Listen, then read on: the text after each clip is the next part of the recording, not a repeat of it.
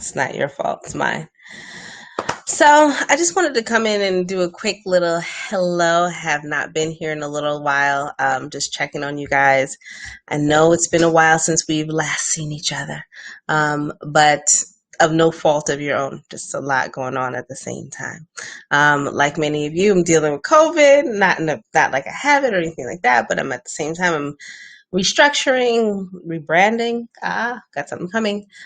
Working on some new projects and just got a lot of big changes in the works. But I really wanted to come on here because here's the thing. We're in the fourth quarter and we are in a stage where, this time last year, the fourth quarter would have been like hustle hard. Come on, you can do it. You're a winner. Yeah, yeah, yeah. No sleep. We would have done all of that for the fourth quarter. This is not a regular fourth quarter. This is a totally different time in not only just history, but this is a totally different time in the way we try to make people feel encouraged and make them feel supported. Um, just trying to make sure we continue to remember to keep some empathy around, just a little bit of empathy, nothing major, just asking you to be a little empathetic. You don't know what people are going through. So when you want to lash out at certain people, you have to remember you don't know their circumstances, especially right now. And so just, keeping that in mind. So as I'm dealing with what is to be, a fourth quarter that's a little bit, trying to balance everybody else's expectation of what the fourth quarter is going to look like.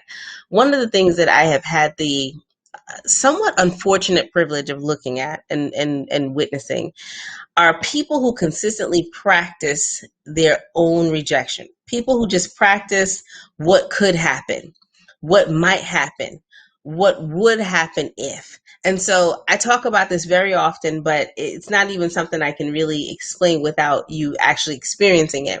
But have you ever started a sentence with what if? So you want a new phone. What if this doesn't happen? I want to get a promotion. What if this doesn't happen?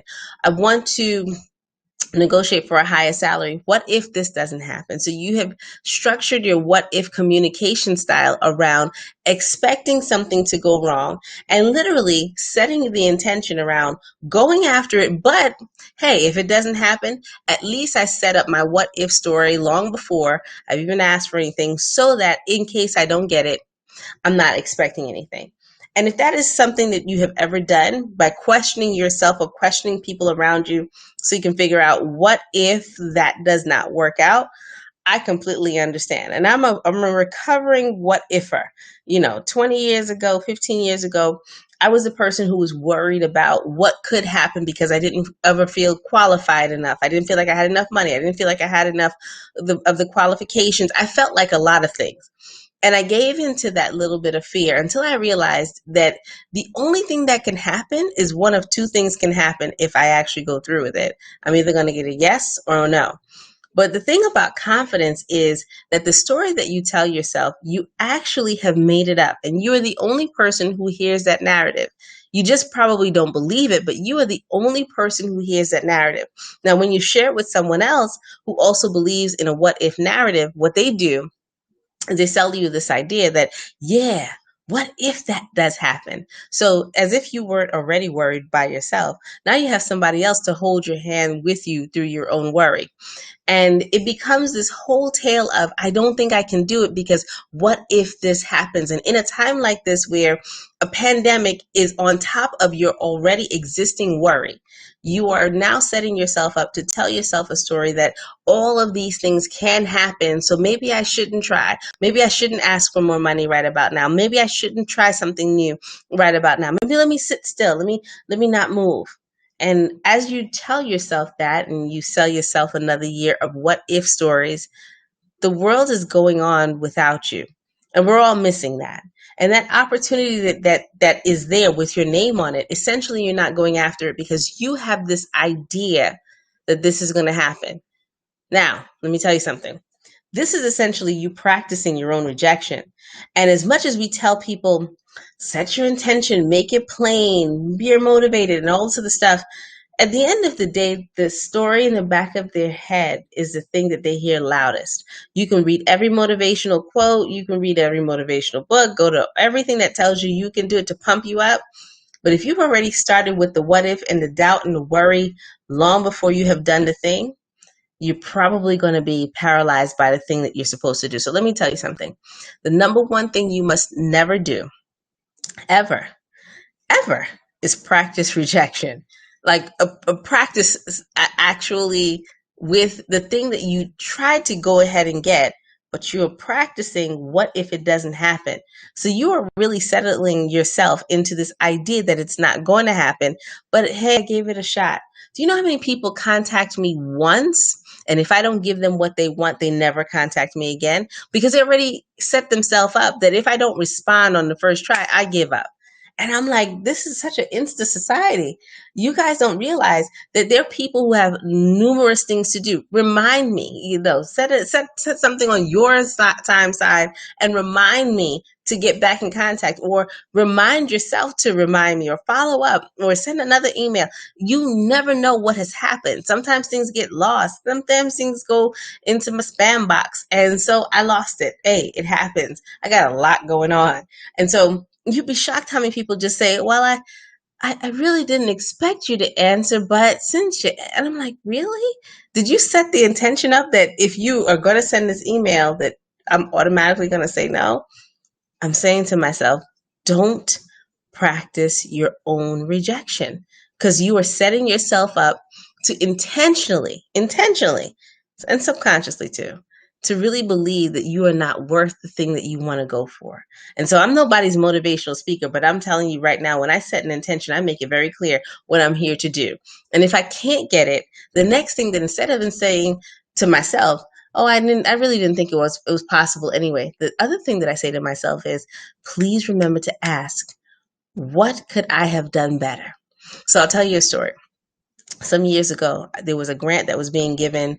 I do real estate, and there was this grant that was being given out for people who are going to go in redevelopment zone. Basically, there were plots of land where I live that needed to be redeveloped, and I happened to actually have some properties on that land that were due to be demolished, and I hadn't done anything with them in years. And so they were giving out this grant, and I went up for it. And there were 22 of us that went into this particular meeting. And so it was $7.8 million.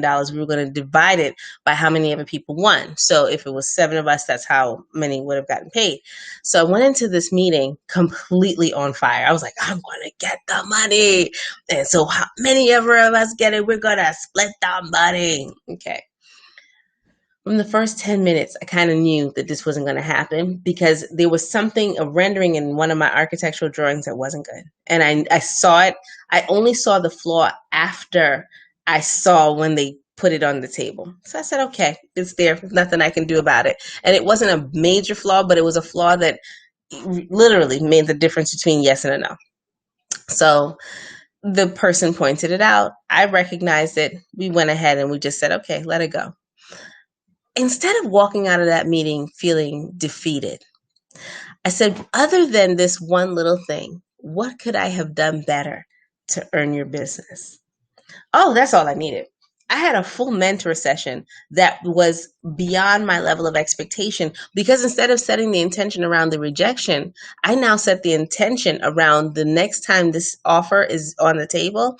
How do I ensure that I get it? And I took notes and I said, oh, so I had to do this. I had to do that. I had to do this. So instead of talking myself into my own rejection, I don't believe that there was any reason why I did it. It was just this impulse. Like, oh my gosh, Carol, ask. Just say, what could I have done better to earn your business? And once I said that, changed the methodology of what we were talking about. So you need to ask, what can we do to turn this around? Next, never, ever, ever confirm your belief system with someone who has a similar belief system. So you don't ever want to go to someone who you know also practices their own rejection to hear what they think about what you're thinking of. Because the two of you together can't come up with a complete thought about how to positively get through this. Like, I'm going to say something my grandmother used to say. My grandmother said, 2 people who practice can never make perfect. You have to get to someone who's already doing it perfectly to learn from them. And so you have to get around better people. Don't go around your inner circle and saying, I wonder if this idea is a good one, and see what they say. Because 9 out of 10 times they're going to tell you exactly what you believe, and they're going to hold you back. And last but not least, you have to believe that you deserve it.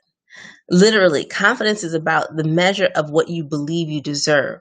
And so once you believe you deserve it, you don't practice rejection. You literally walk into a room and you deserve everything you're about to ask for, whether it's a new job, new opportunity, new career, new business, money, whatever it is, you have to believe you deserve it. Once you put those together and really live in that level of assignment, life will change for you. I promise you, life will change for you. If anything, I am living proof. Life will change for you.